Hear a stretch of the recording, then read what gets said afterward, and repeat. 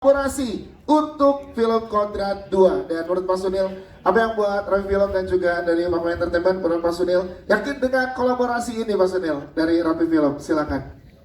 Terima kasih. Terima kasih teman-teman media semuanya sudah hadir hari ini. Semoga suka filmnya ya semuanya. Suka bingit. Suka banget. Gue bingit, Saya gue bingit. terima kasih kepada tim Makma, Charles dan Bulinda, ajak Rapi dari awal Kodrat ya, dan saya udah lihat benar-benar potensial Kodrat sangat bagus. Secara cinematic experience-nya fun banget, movie-nya hampir kalau kita bisa bilang kayak roller coaster lah, naik turun terus. Jadi waktu ditawarin project Kodrat 2 itu saya langsung bilang yes, karena memang saya tahu akan melebihi dari Kodrat 1. Dan kita lihat di sini memang secara production value, secara fun elemennya semua tercapai di Kodrat 2. Ya, itu dia. Terima kasih Pak Surya. Nanti kita ngobrol lagi dengan pertanyaan teman-teman media. Kita ke Ibu Linda Gozali, produser dari Makma Entertainment.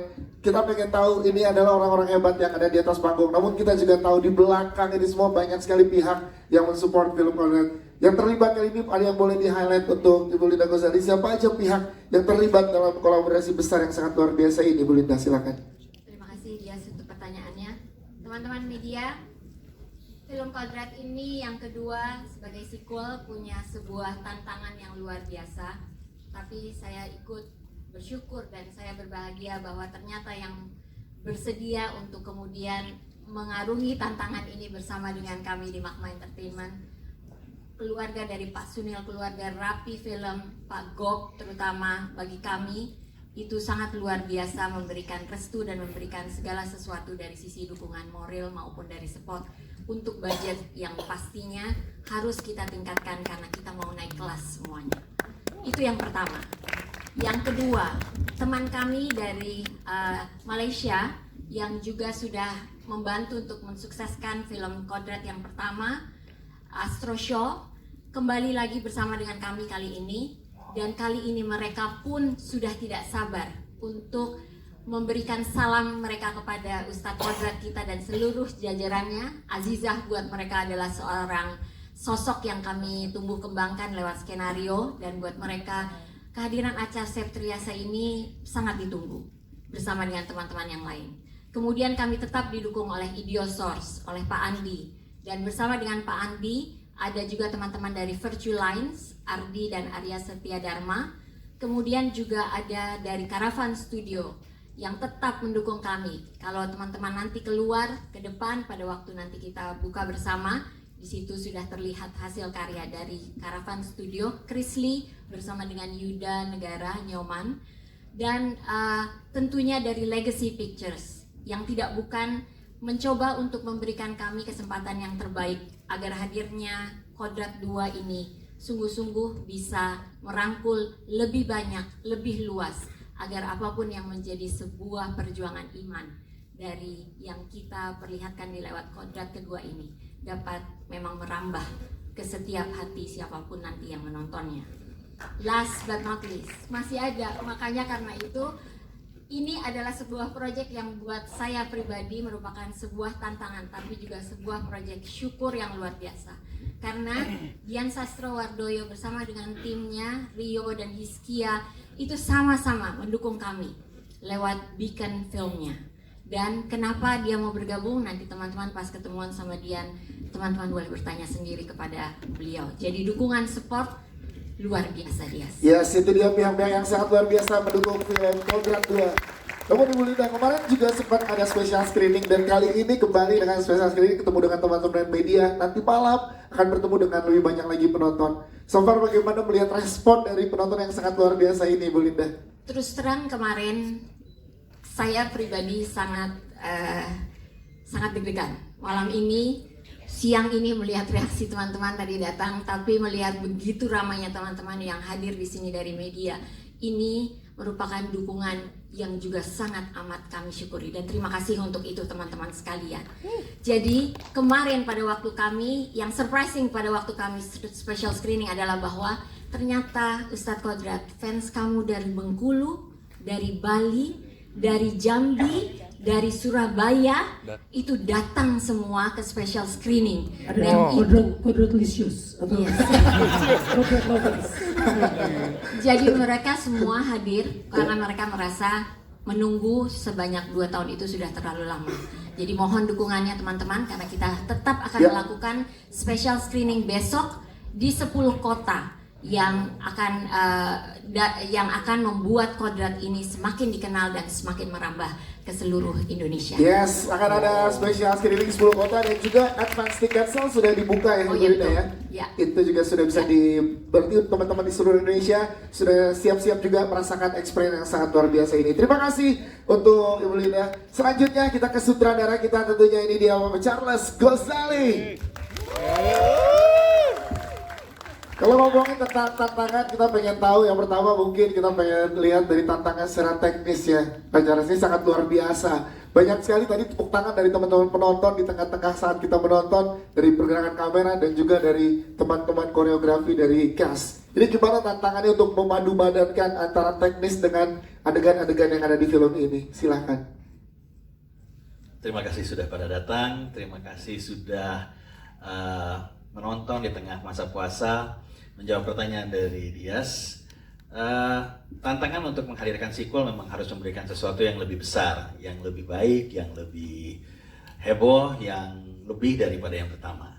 Dan tantangan ini bisa terwujud karena saya didukung oleh banyak teman-teman yang lain. Menghadirkan elemen CGI seperti kemudian bagaimana meyakinkan teman-teman bahwa yang dilihat sejak awal itu adalah Aswala yang hadir memang dari film pertama dan dia berubah dari sosok humanoid kemudian kembali ke CG. Itu ada teman-teman dari dalam digital. Selama menonton tadi saya cukup yakin teman-teman banyak terbuai dari musik yang kemudian dibuat sama Arya Prayogi, sound dari Andre dari Alunan, Bengawan Studio. Itu ada tim makeup kostum yang duduk ikut menonton di sana. Wow. Bagaimana mereka membuat semua pemain itu blend dengan keadaan, dengan lokasi, dengan look. Om Frans Pat tadi kabur kemana saya nggak tahu, tapi semua set yang ada di film itu dengan teman-teman tim art ada di belakang sana. Terima kasih semuanya. Ada 28 set yang dibangun khusus untuk film ini. Jadi segala sesuatu itu memang dipikirkan dengan sangat maksimal. Ada timnya Kang Cecep dan Jonathan Ozo untuk menghadirkan koreografi dan fight, dan cast-nya juga luar biasa. Semua cast di sini termasuk dari ujung Della, Doni, Kang Septian, Hana, sampai Kaca dan tentunya Vino itu bekerja keras untuk menghasilkan semua yang teman-teman tonton hari ini. Jadi saya kalau ditanya, saya malah merasa bersyukur. Karena saya banyak ditemani begitu banyak teman-teman yang saya yakin sangat mencintai Kodrat seperti kami yang kemudian ada di Magma mencintai Kodrat. Dan semoga cinta ini bisa menular ke teman-teman semua yang menonton dan yang akan menonton di Lebaran di hari kemenangan tahun 2025 ini. Siap, terima kasih Amin. Bapak Charles Ghazali. Namun satu lagi, tadi saya ingin mengutip kata-kata yang luar biasa dari Ibu Linda. Yaitu di sini tadi yang saya rasakan sebagai penonton adalah tidak hanya takjub dengan teknis, tapi juga benar yang kena adalah perjuangan iman. Nah ini gimana bisa tetap sampai ke teman-teman penonton? Delivernya gimana sih Pak Charles Ghazali untuk bisa nyampe ke teman-teman penonton? Wah benar yang kita perjuangin iman, kita jadi bisa enggak nih nanti pulang ke rumah sholat tobat lancar gitu loh. Jadi takut gitu. Nah ini gimana Pak Charles, boleh dijelaskan treatment yang diberikan? Lagi-lagi ini merupakan gabungan ya. Aca memainkan scene sholat tobat dengan luar biasa. Tetapi kemudian hadir juga Aswala dalam bentukannya yang kemudian semakin nyata karena merupakan pengembangan dari film yang pertama.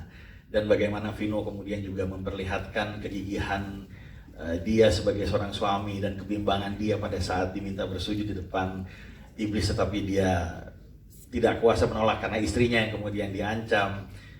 Gambarnya Hani Pradigya dengan tim dari sinematografi, musik, dan tentunya di sana ada Mas Asaf Antariksa, penulis kami bersama Gia Reksi yang mungkin belum naik ke panggung, tetapi pilihan ayat, kata-kata yang kemudian hadir, adegan yang dirancang gitu ya, dengan berbagai macam tulisan yang tidak satu draft, kita coba berkali-kali dan berkali-kali sampai kemudian ketemu apa yang teman-teman bisa tonton hari ini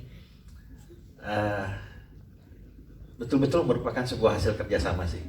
Seperti yang ada di awal film tadi pada saat short movie Makmat, nggak ada Superman di industri film. Tapi gabungan teman-teman yang begitu banyak, begitu baik, dan saya syukuri mudah-mudahan bisa menghasilkan film Superman Indonesia, mudah-mudahan. Amin. Amin. Terima kasih, luar biasa. Terima kasih Pak Jarek Gozali. Selanjutnya kita ke Mas Asaf Atariksa sebagai penulis skenario nih. Kita boleh diceritakan sedikit dong ke teman-teman media. Bagaimana sih proses di balik layarnya penulisan ini, dan tadi Pak sutradara kita bilang bahwa ini berdraft-draft, nggak cuma sekali. Boleh diceritakan, silakan Mas Asaf. Ya, terima kasih. Ya, memang sequel 2 ini merupakan tantangan, tapi pada dasarnya yang pertama kami pikirkan adalah bahwa suami istri ini, Kodrat dan Azizah, mengalami ujian keimanan yang sama, yaitu kehilangan anaknya yang paling dicintai, yaitu Alif. Ya. Nah, bagaimana kita menciptakan satu peristiwa ujian keimanan dalam satu ruang dan waktu yang sama. Dan akhirnya kami menemukan bahwa Azizah ada di ruang yang sama, di rumah yang sama, tapi kemudian oleh asuh Allah dia diuji keimanannya gitu. Nah, PR kedua adalah kalau di Kodrat 1 itu moral value-nya adalah berserah diri kepada Allah, sehingga di ujung cerita itu Kodrat mengatakan innalillahi wa inna ilaihi raji'un. Dengan berserah diri itu kemudian dia bisa ikhlas ya ketika anaknya meninggal. Lalu moral value apa yang akan kita lekatkan pada sequel yang kedua ini? Dan kami menemukan bahwa moral value-nya adalah tobat. Dan tobat itu kami lekatkan pada karakter Azizah. Dan di dalam cerita sequel kedua ini justru karakter arc yang terjadi itu bukan pada Kodrat tapi pada Azizah. Kodrat di sini sebagai karakter malaikat, dia menolong. Sedangkan Azizah mengalami karakter change. Ya. Ujian keimanannya adalah ujian keimanan yang terjadi pada orang biasa. Kalau Kodrat itu mampu meraih keimanan melalui peristiwa yang sangat luar biasa, yaitu mati suri, sementara Azizah mencoba meraih ya, dan membangun kembali keimanannya melalui cara-cara yang biasa dilakukan oleh orang awam, yaitu sholat tobat. Dan maka akan terasa bahwa itu lebih emosional ya bagi penonton ya, karena dia berjuang sebagai orang yang sangat biasa ya. Dia merasa musyrik, kemudian dia berjuang sendirian karena sebelumnya dia tahu bahwa suaminya sudah meninggal. Dia berjuang untuk meraih keimanannya sendiri. Maka moral value dari film ini adalah tobat. Nah, nanti kemudian ada PR lagi nih, sequel ketiga moral value-nya apa ini?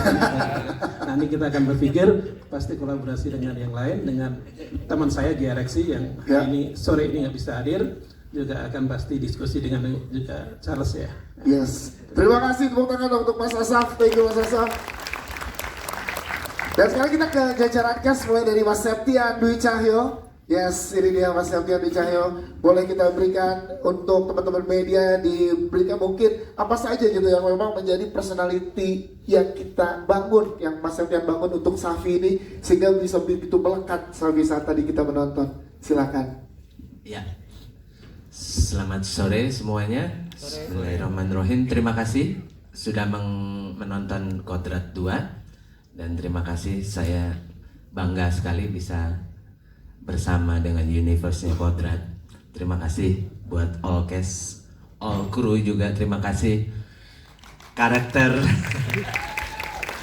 Safi ini karakter yang pertama kali saya terima dalam perjalanan saya menerima tawaran-tawaran peran, karena saya di sini jadi villain, jadi karakter antagonis, dan saya harus memainkan. Dan saya banyak diskusi sama tentunya saudara, terus saya melihat kondisi teman-teman cast yang lain supaya saya dapat feel-nya. Dalam waktu reading saya masih belum dapat karakter ya, Vin-nya. Safi itu mau diapain? Sampai di last minute syuting Pak Charles emang luar biasa. Dia punya imajinasi spontanitas yang tinggi ketika membentuk karakter. Jadi Safi yang ada, yang semuanya lihat itu adalah hasil dari kolaborasi spontanitas tingkat tinggi. Wow. Pak Charles, terima kasih. Terima kasih. Terima kasih Mas Septian Wijaya untuk penjelasannya. Selanjutnya kita juga punya ada Hana Saraswati di sebelahnya Mas Septian. Tepuk tangan untuk Hana. Memberikan kesan yang kuat tadi ke penonton, adegannya cukup intens. Bagaimana persiapan kamu untuk peran ini, dan tadi kan cukup intens tuh adegannya. Silakan boleh dijelaskan. Iya, terima kasih pertanyaannya. Terima kasih juga teman-teman yang sudah menyempatkan hadir ke sini. Terima kasih juga cast dan kru yang sudah membantu aku dalam proses syuting. Dalam memerankan Sri ini, porsinya Sri itu tidak besar, tidak banyak. Jadi aku tahu aku harus bermain dengan sangat luar biasa agar aku tidak tenggelam. Ya, dibandingin sama senior-seniorku, betul kan? Betul. Jadi di sini aku memang harus selalu berada di dalam dunia kodrat. Aku harus merasa aku benar-benar di dalam situ.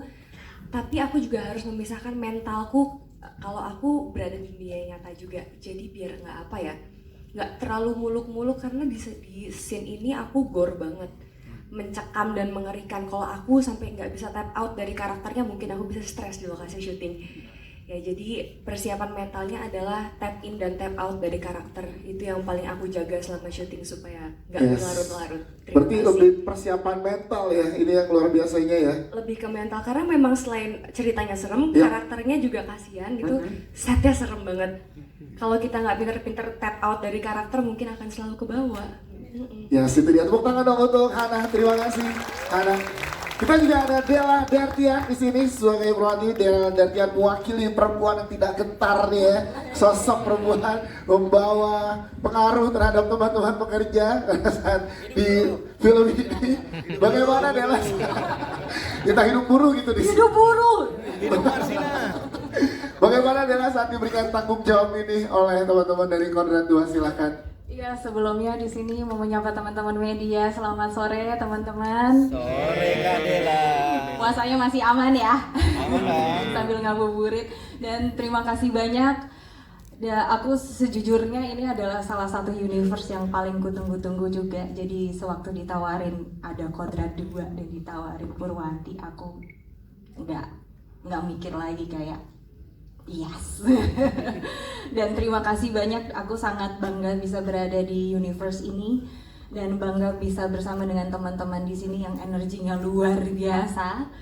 Dan sama-sama yes. Dan iya, di sini Purwanti itu sosok yang berani ya. Dan yang aku paling suka dari karakter Purwanti ini sendiri, bahwa dia itu berani untuk mengeluarkan voices atau suara yang sangat didengar, atau ketika ada sebuah ketidakadilan dalam pekerjaannya atau di lingkungan kerjanya, dia berani untuk menyuarakan itu. Dan bagaimana dia memperjuangkan hak-hak wanita teman-temannya sesama buruh di situ.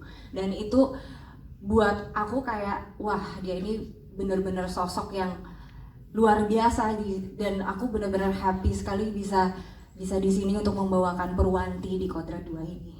Ya, Della Dartian, terima kasih Della Dartian. Ke Mas Doni Alamsyah, sekarang kita akan ngobrol dengan Mas Doni Alamsyah. Tepuk tangan dulu dong untuk Mas Doni Alamsyah. Mas, sebelumnya di perasaan sebelumnya udah gregetan untuk menceritakan bagaimana serunya adegan truk. Iya. Dan sekarang akhirnya kita menyaksikan adegan yang luar biasa itu, Mas. Boleh diceritakan bagaimana keseruan dan tantangannya saat di adegan tersebut? Silahkan. Oke, Assalamualaikum warahmatullahi wabarakatuh. Selamat sore semuanya. Terima kasih untuk teman-teman wartawan udah hadir, udah nonton. Tadi saya juga ngelihat dari pinggir, ngelihat adegan Safik jatuh, semuanya pada tepuk tangan tuh. Kayaknya senang banget. Tapi mereka ketawa pada saat lu nunjuk-nunjuk Kodrat tuh, gue lihat.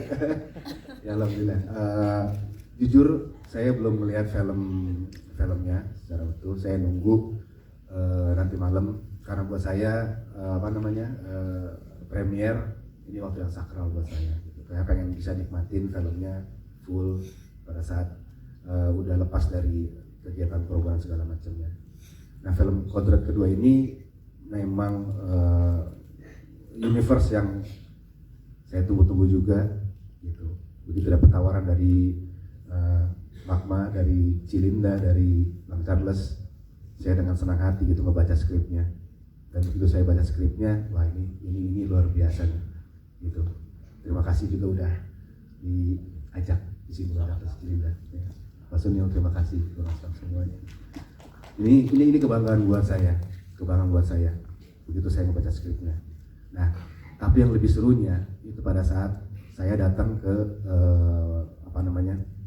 proses reading, ketemu sama Vino dulu, ngobrol-ngobrol segala macam, ngomong soal karakter. Vin, lu mau kayak gimana karakternya? Don, lu mau kayak gimana karakternya? Ngobrol-ngobrol. Besoknya setelah ngobrol-ngobrol tentang skrip dan karakter segala macamnya, tiba-tiba kepikiran untuk nambahin adegan fighting di mana di truk, dikasih tantangan sama Vino nih, Don, mau nggak lu kalau misalkan nanti kita fightingnya pakai bahasa Arab? Seru juga tuh, Vin, boleh tuh. Oke, ayo kita ngobrol yuk sama Bang Charles, sama teman-teman yang lainnya. Ini pasti akan nambah tantangannya nih. Jadi itu memang adegannya sulit. Jadi teman-teman bisa ngebayangin, teman-teman udah nonton kan gitu. Kita fighting di truk, keadaannya sempit, ada adegan yang rumit juga fightingnya. Saya pakai prostetik, saya pakai soft lens ya. Itu kita ngeliat cuma sedikit tuh, kecil gitu saya ngeliat Vino tuh. Yeah. Terus juga ternyata pada saat fighting saya harus menggunakan bahasa Arab, jadi kita balas-balasan pakai bahasa Arab tuh gitu. Itu sulit banget, tapi itu adalah adegan yang saya senang banget bisa ngejalanin. Lebih dari tantangan lebih daripada adegan-adegan action yang pernah saya jalanin sebelumnya. Itu sangat menyenangkan. Ya, terima kasih udah dikasih kepercayaan untuk bisa ngejalanin, dan proses ngebangun karakter, proses ngebangun segala macamnya itu sangat menyenangkan di Magma. Bang Charles juga benar-benar concern soal karakter, concern soal action, concern tentang hal kecil, detail tentang scene, tentang karakter yang ada di film ini. Ini kebanggaan buat tidak ada di film Kodrat kedua. Tepuk tangan dong untuk Mas Doni Alamsyah. Terima kasih Mas Doni Alamsyah. Kita ke Azizah kita, Acha Septriasa yang tampil memukau di Kodrat 2. Tepuk tangan dulu untuk Acha. Kita pengen tahu adegan yang paling menantang dari semua adegan yang luar biasa. Part mana yang butuh diskusi banyak dengan Mas Vino ataupun Bang Charles Ghazali di film ini? Silakan. Ya, assalamualaikum warahmatullahi wabarakatuh. Waalaikumsalam. Terima kasih teman-teman wartawan. Langsung ke jawab pertanyaannya. Ya menurut saya semua adegan di sini tuh ada tantangannya, ada proses bagaimana cara delivernya ya. Pilih-pilih skala-skala yang kira-kira bisa believable buat dinikmatin sama penonton juga gitu. Tapi pastinya untuk diskusi sama sutradara terus-terusan, karena memang untuk menemukan proses Azizah itu sebagai background Azizah aja tuh saya kewalahan sebenarnya, karena kan nggak terlalu diceritain di Kodrat yang pertama gitu. Waktu Azizah di Kodrat pertama hanya sebagai foto aja, dan kayaknya Kodrat ini kehilangan istrinya udah lama gitu. Tapi pas diundang untuk casting film Kodrat ini untuk menjabarkan karakter Azizah, itu saya tanya sebenarnya ke Mas Charles juga gitu. Iya, sebenarnya nggak casting ya, jadi kayak langsung karena datang itu emang karena dipanggil gitu loh, jadi dipanggil dan Charles bilang kita ada satu peran nih, Ca, lo nonton Kodrat kan gitu. Aku bilang iya nonton dulu pas lagi Oktober 2022 gue nonton di bioskop. Dan ada nih karakter yang kita udah cari beberapa pemeran tapi kita baru inget di meja ini nama lu gitu. Jadi ada 5 orang yang inget nama saya di waktu yang sama. Wow. Dan itu memang benar gitu. Dan itu ketika saya lagi di Sydney, lagi kayak aduh pengen banget nih gue main film lagi tapi kok nggak ada yang manggil ya gitu. Dan pada saat itu saya lagi berdoa sama Allah bilang, ya Allah berilah saya pekerjaan lagi yang mendekatkan saya kepada Engkau. Amin. Akhirnya 10 menit saya setelah beres sholat asar itu, saya ditelepon sama Charles, video message, dia bilang, Cak, ini aneh banget, gue lagi mencoba mencari peran di film Kodrat 2, Aziza, tapi kita nggak, ya kita mungkin kepikiran lo, tapi kita masih nyangkanya, aduh, ini Aca available nggak ya, karena dia jauh gitu, terus lu kalau gue ngeliat foto lo di Instagram lo lagi di pantai pakai baju seksi kayak gak pantas jadi Aziza. Jadi kayak kita ragu-ragu gitu mau manggil lu gitu. Ya udah deh, ini nih lo nonton Kodrat 1 ya, gimana kira-kira menurut lo gitu. Ya udah akhirnya nggak sampai 2 minggu kemudian datanglah ke kantor Makmakan, udah dengan Vino, Mas Doni Alamsyah dan lain-lain udah latihan fighting. Pressure dong, wah kok udah sampai mana nih semua udah pada latihan nih gitu.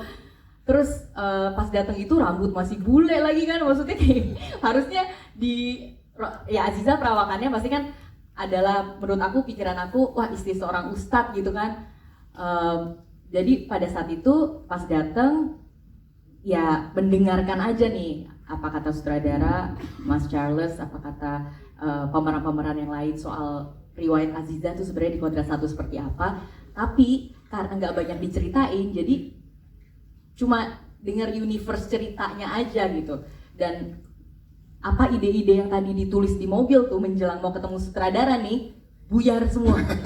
Salah semua. Kirain aku Aziza itu kan oh turunan orang sakti nih, pasti suaminya istrinya Ustadz Kodrat pasti dia juga jago baca Al-Quran misalnya apa kek gitu, kayak pasti ada kelebihan nih. Enggak,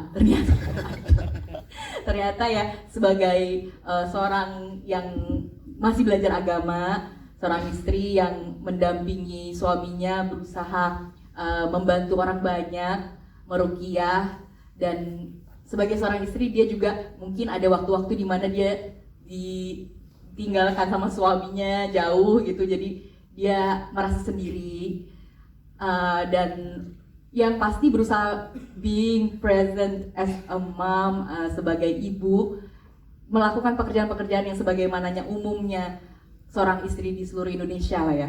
Dan untuk menjadi seseorang yang begitu sederhana, buat aku ternyata sulit. Tidak mudah ternyata. Menjadi seseorang yang benar-benar bisa mendampingi, itu ternyata luar biasa. Gimana ya caranya mendeskripsikan perempuan seperti ini ya, menonjol juga gak terlalu, terus kayak harus ternyata dia merasa berdosa lagi gitu kan. Dan pada saat sholat tobat itu ternyata saya dapat kayak wahyu gitu ya, karena dalam proses syuting itu sampai hari ke-20 pun saya juga nggak tahu mau berbuat apa sebenarnya untuk si sholat tobat itu. Untungnya di take-nya kayaknya di hari-hari yang mungkin udah masuk proses 10 hari, 15 hari syuting baru ada adegan itu. Jadi untungnya saya juga senang banget, oh adegan itu untung aja agak ke belakang. Dan waktu itu akhirnya dapat sebuah puisi W.S. Rendra, puisi terakhirnya di mana dia menuliskan sebelum dia kematiannya dia gitu, sebelum dia meninggal. Dan di situ sebenarnya puisinya saya udah ada di note saya udah lama, tapi saya baru baca lagi di hari itu karena take-nya cuma 3 sebenarnya. 2 pertama saya masih ngerasa, Charles ini bener nggak ya?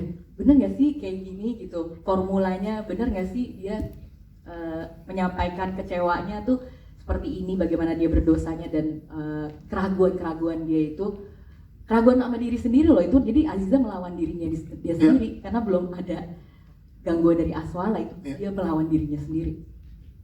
Dan ya disitulah karena puisi W.S. Rendra itu saya jadi terbawa dan akhirnya di take ketiga itu saya pikir saya nggak bisa ngulang lagi ya Charles. Dan hasilnya luar biasa nih, tepuk tangan yang untuk baca. Thank you. Perjalanan yang luar biasa berarti untuk Aca mendapatkan ada masuk ke dalam tokoh Aziza ini ya. Terima kasih Mbak Aca. Kita ke Ustadz Kodrat kita, Mas Vino, Sebastian. Yes. Mas Vino, ini benar tadi perjuangan Iwan di yang kedua ini luar biasa. Toba, perjuangan Iwan. Mas Vino, bagaimana melihat Kodrat di Kodrat 2 ini yang bisa disampaikan ke teman-teman masyarakat Indonesia yang akan menonton di momen yang sangat luar biasa, itu di momen Ramadan dan Lebaran. Silakan Mas Vino. Assalamualaikum warahmatullahi wabarakatuh. Terima kasih banyak semua teman-teman media, wartawan, teman-teman VGB Friends, teman cast dan kru yang luar biasa yang sudah membuat kami terlihat seperti di film ini. Tanpa kalian tidak akan bisa seperti ini. Terima kasih Pak Sunil, Rapi Film, Charles, Cilinda, Magma, dan Om Hendrik yang selalu menemani saya ketika saya reading dan latihan fighting. Setiap hari kita ngobrol dan tadi lihat fotonya terharu sekali gitu. Terima kasih Om. Ya betul, Kodrat ini lagi-lagi berbicara tentang keimanan gitu. Tadi sudah dijelaskan oleh Mas Asaf tentang pertobatan. Apa yang dialami Aziza ini sebenarnya sudah dialami oleh Kodrat di Kodrat pertama. Ketika imannya runtuh, bahkan dia mati suri. Tapi ketika dia balik lagi, dia harus melakukan ibadah. Nah ibadah buat saya, ini sudut pandang saya gitu ketika saya baca skripnya gitu. Ibadah terbesar dan terpanjang seorang manusia itu adalah berumah tangga, menikah, punya istri, punya suami. Itu ibadah yang sangat panjang banget, sangat berat banget untuk seorang manusia. Dan ketika Kodrat sudah berhasil mengembalikan keimanannya dia kembali beribadah sesuai dengan kodratnya dia sebagai manusia. Dia mencari serpihan-serpihan keluarganya. Ketika anaknya sudah diambil oleh Allah, sekarang dia mencari istrinya. Jadi memang perjuangan seorang manusia ini hanya simbol aja gitu. Tapi kita sebagai manusia juga sebagai imam dalam rumah tangga, bahkan imam dalam diri kita sendiri itu sulit banget untuk mencapai titik keimanan yang settle gitu. Pasti fluktuatif. Nah saya melihat Kodrat di part kedua ini lebih ke arah situ sih. Bahwa perjuangan seorang kepala rumah tangga menjaga istrinya, menjaga keluarga yang rumah tangganya itu adalah perjuangan yang luar biasa, yang panjang dan terberat. Ya, untuk Mas Vino sendiri di Kodrat 2 ada treatment khusus nggak untuk balik lagi ke Kodrat yang ternyata menggoyangkan ke teman-teman tuh nggak cuma dibanggakan secara mata, tapi hati juga gusar setelah menonton tuh kayak iya lagi, aduh gimana ya nanti pulang sebagai benar kepala rumah tangga atau yang wanita sebagai istri, itu kan nyampe tuh. Ada treatment khusus nggak Mas Vino? Iya benar, makanya kayak tadi Kodrat itu kan nggak pernah menyebut dirinya Ustadz. Ya. Selalu yang menyebut dia Ustadz adalah orang di sekitarnya. Karena buat dia nama Ustadz itu bebannya tuh berat sekali gitu, tinggi sekali gitu. Jadi nggak sembarangan orang memakai nama Ustadz, Kiai dan sebagainya. Buat Kodrat itu sesuatu yang sakral sekali, makanya dia tidak pernah menyebut namanya dengan embel-embel Ustadz. Tapi begitu dia masuk ke permasalahan seperti ini, penolongnya dia itu ya cuma Allah gitu. Tapi apa nih yang mau kita bedakan di Kodrat pertama ke Kodrat kedua? Pertama ngobrol sama Charles, kita pengen bikin adegan fight yang nggak monoton, nggak repetitif seperti yang pertama. Ya. Kalau yang pertama Charles ini udah dengkotnya lah, bela diri gitu dulu, mantan stuntman soalnya. Jadi kalau pertama kita hajar dengan Randy Pangalila dengan fight yang keras, kita nggak pengen repetitif di kedua ini dengan seperti itu. Kita pengen yang lebih art, kita pengen yang lebih classy. Ada yang bilang, wah ini Jackie Chan, John Woo, apa semuanya nggak apa-apa gitu. Ada silatnya juga. Tapi buat saya seni bela diri itu banyak banget. Dan Charles mau menawarkan di sini yang beda lagi gitu. Terus tentang Ruqyah di part pertama, wah Ruqyah semua isinya. Kedua Ruqyahnya seperti apa sih? Doanya sebagian ada yang sama, tapi sebagian ada yang berbeda gitu. Tapi yang paling penting itu bukan Ruqyahnya sih sebenarnya, tapi apa yang dibacakan oleh Kodrat tadi. Kalau dibaca subtitlenya itu dalam banget sebetulnya. Artinya itu dalam banget. Bacaan sholat Aziza aja yang setiap hari kita baca, itu terkadang kita iftitah itu bacanya hanya baca aja. Tapi kita nggak ngerti artinya tuh apa sih gitu. Nah di film ini bukan Bukannya kita mau menawarkan, hampir semua film horor orang bilang adegan sholat lagi, diganggu setan lagi. Tapi bukan itu sih yang pengen ditawarin. Tapi pernah nggak kita berpikir apa sih bacaan sholat itu artinya apa sih? Gitu. Nah kita pengen lebih ke dalamnya seperti itu. Jadi film ini fun, film ini entertaining. Tapi film ini juga menyempilkan sesuatu yang sebenarnya dekat sama kita, tapi kita lupa. Itu sih sebenarnya. Itu yang bikin hati kita tuh jadi kena lagi, dan itu luar biasanya. Kodrat, dua tepuk tangan sekali lagi teman-teman. Thank you Mas Pino penjelasannya. Kita berikan kesempatan buat teman-teman media yang ingin bertanya langsung kepada